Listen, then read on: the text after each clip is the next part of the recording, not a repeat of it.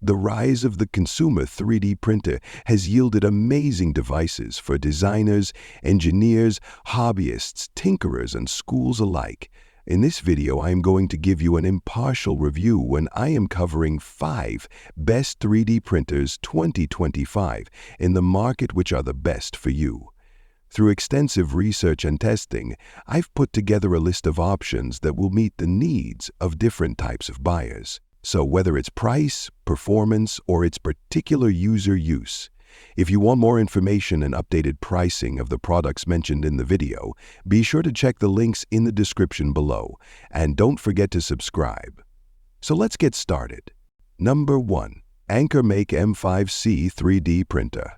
The AnkerMake M5C open-frame 3D printer is easy to assemble and to use. It has a generous print area for its price, and the prints we produced were of high quality, even with the default settings in the Slicer software.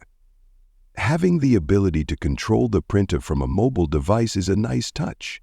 We also like the availability of the fast 550 millisecond mode. The M5C supports printing with a wide variety of filaments including PLA, PLA+, PETG, ABS, TPU, carbon fiber, and wood composite.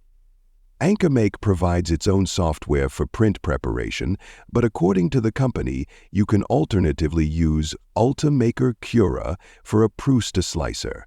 The M5C's included toolkit adds even more value for people just starting a 3D printing hobby. With AnkerMake's included toolkit, add as much as 1,000 extra screw die. Number 2. Bambu Lab A1 Mini. The Bambu Lab A1 Mini is not only an affordable 3D printer, but also offers an inexpensive add-on module that can print with any or all of 4 different colored filaments, making multicolored creations easy. It generates high-quality prints at a relatively high speed, too. The A1 Mini is exceptionally easy to get up and running and continues to be problem-free while you're printing. The Bambu Lab A1 Mini is a filament-based 3D printer suitable for beginners and budget-minded hobbyists alike. It's the lowest cost 4-color fused deposition modeling FDDM printer currently on the market, and a superb choice for someone who wants a stellar, out-of-the-box experience, simple operation, and some money left in the bank. Number 3. MakerBot Replicator Plus. The MakerBot Replicator Plus produced prints of good to excellent quality in our testing. It has a wide range of connectivity choices. You can print from a computer, over USB, Ethernet, or Wi-Fi, as well as over Wi-Fi from a phone or tablet with the MakerBot mobile app installed. You can also print files from a USB thumb drive. Although the Replicator Plus is an open-framed printer, the extruder nozzle is placed in back of the extruder assembly and is hard to reach, minimizing the risk of a user being accidentally burned by touching the hot nozzle.